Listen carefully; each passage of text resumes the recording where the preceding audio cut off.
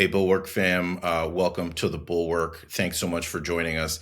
It's my pleasure today to be joined by Chris Newman. He is the lawyer for the family of Kilmer Abrego Garcia, the Maryland man who the U.S. government admits was wrongly sent to El Salvador. Kilmer is a father of U.S. citizens. He is a spouse, a U.S. citizen wife. Chris, we've known each other a long time. When you were making trouble in the immigration advocacy space, then when I joined in and started covering immigration, I think you helped me, piss off the Obama administration and some other folks. So we've known each other a long time, and it was I was heartened to see that you were on this case and doing this work. How do you and your day job, general counsel of the National Day Labor Organizing Network, get connected to be representing the family of Kilmer? Well, thank you so much, Adrian, for your years of work covering and excavating the truth about immigration law and policy. And big thank you to the Bulwark family for staying on the Kilmer Abrego Garcia matter from the beginning. I've been listening with interest and am very, very grateful to the spotlight that you all have been showing, because this case is about a lot of things: constitutional crisis, a man wrongfully detained, sent to a black site in a foreign country, but it's also a case fundamentally about truth versus lies. And we're getting a lot of lies from the highest, most powerful office in the world, and we're doing our best to swat them away like whack-a-mole. And I know that your website has been on the case. To your question, I was actually in New York City and turned on my computer and read it when Nick Miroff broke the story originally. I always read Nick's stuff. Formerly, I think he was at the Washington Post. He's now at the Atlantic. But Nick is famous for breaking news, usually because he has controlled leaks from DHS. In this case, I think he found the story of a man who was wrongfully arrested right from the start. And basically, I jumped out of bed when I saw that he was a day laborer looking for work at a Home Depot when this entire nightmare of a story began. So literally, since I guess minutes after Miroff broke the story, I've been working on the case full time, in part, as you know, because this case is in many ways emblematic of a kind of Venn diagram of work that I've been doing for 20 years, precisely to try to reverse the catastrophic policy decision of the Obama administration under his Secure Communities program, which we can talk about, which basically set all this in motion. Had the Home Depot been in Los Angeles, Kilmer for sure never would have been handed over to ICE in the first place. So I could see immediately, that this man had been wrongfully arrested, wrongfully deported. I could see clearly that this was going to be a test case for what we're now witnessing, which is that basically President Trump is trying to model U.S. immigration law after what President Bukele has done in El Salvador, having a state of exception where people are arrested first and questions are asked later. And he's clearly importing the Salvadoran policy into the United States. And so I've been working night and day to prevent that from happening. This story starts getting a lot of attention. Senator Van Hollen from Maryland, who counts Kilmer and his family as constituents, he heads down to El Salvador, and you're down there with him. And I see that, and I'm like, oh my God, Chris, I know him. Now he's in El Salvador. What leads to you being there with the senator? And, talk to me about that trip. And also, can you tell the audience at some point in your answer the promise you made to your partner, Marjorie Garcia? She's a prominent entertainment lawyer, and I think everybody will appreciate that as well. The first thing I did when I read the story was I called Simon Maschenberg, who's the lead counsel, doing just absolutely magnificent work, representing Kilmer. At that time, he was, just sort of working in isolation. The very first thing that we did was my colleague started a GoFundMe for Kilmer's family. And I think we've raised over $200,000 just to help support them. They had to flee their house. They've been essentially doxxed. And then I got in touch with CASA Maryland, which Kilmer is not just a union member, he's a CASA Maryland member. And CASA has devoted all the resources that they can to support the family. So I called CASA and to get in touch with the family. And what I said was, look, I haven't talked to my wife or my partner, my wife, maybe one day, hopefully.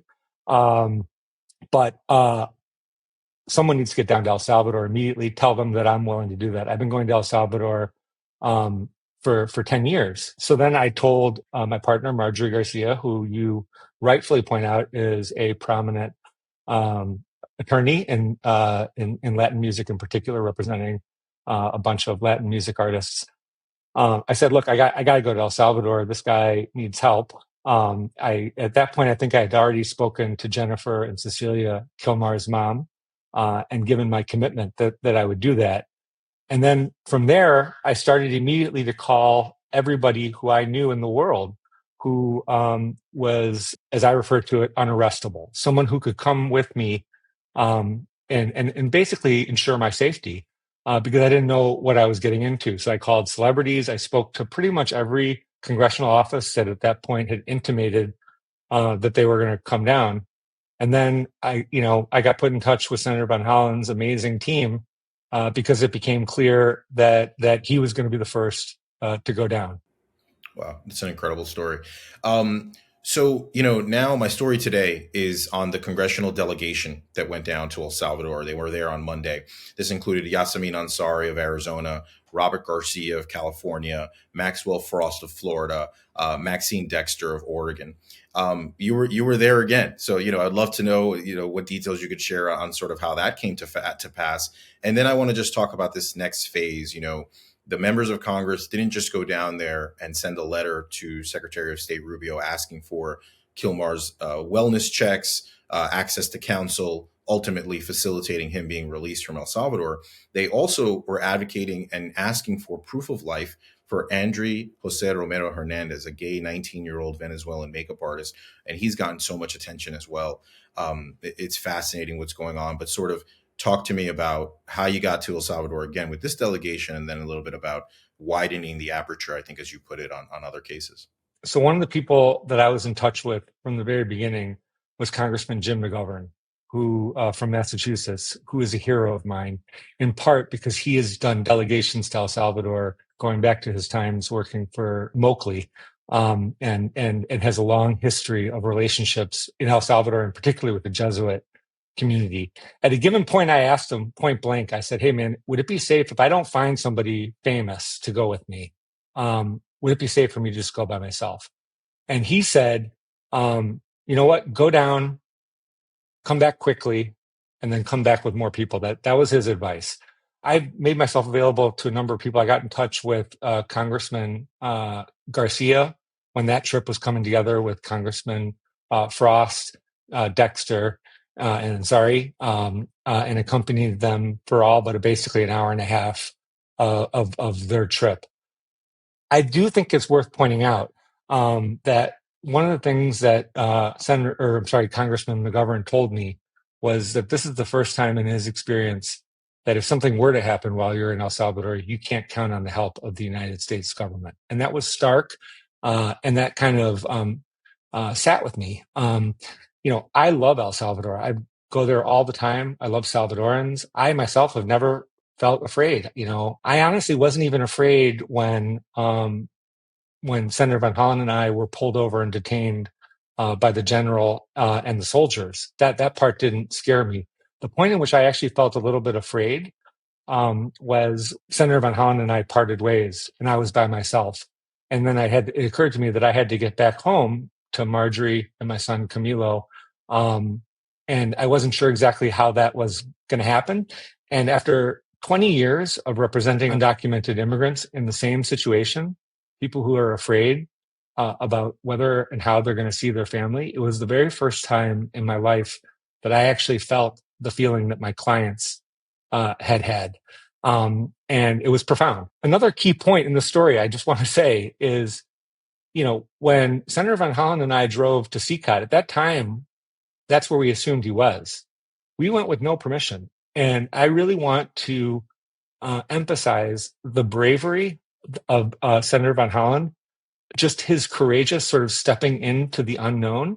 And I really feel, and I don't want to speak for the senator, but I feel like both of us are drawing upon the courage of Jennifer, Cecilia, and what we imagine Kilmer is going through. I think we were trying to summon some of that courage. And my sense is that trip, that escalation, if you will, is what allowed Senator von Holland to get exactly what we were there for, which is three things: proof of life, proof of his safety and where he was, and we didn't get the third thing, which is access to counsel for Kilmer and access to his family. And I have pledged to the family that I will keep going down to keep sort of every day getting proof of life, proof of his safety, and ultimately access to counsel, because we believe, and I believe confidently, that if Kilmer gets access to his basic human rights, if he gets access to, the due process that he is entitled to, he will be exonerated and ultimately returned to his family. And let me lead you into this question. On the case of Andre, I spoke to his lawyer, and she told me, because there's some question: do we publicize these things in the media? Is that good, or do we try back channel things? I spoke to her about, and she said she's 100% in the camp that Democrats and media need to shine a light here on these cases. And she told me, quote, the moment people stop paying attention, they're going to potentially live out their lives or die in El Salvador. I mean, that is incredibly powerful. You and I spoke about widening the aperture to other cases, other men that are wrongfully in El Salvador. And what do you think about that sort of next phase as well as Kilmer? The first thing I'll say is it's both and, okay? We have to have both the public attention on these cases, on the conditions in El Salvador, and also be pursuing, back channels to the extent that those are viable. So it's a sort of, in immigration law, there's a sort of all of the above approach when you're trying to represent your clients.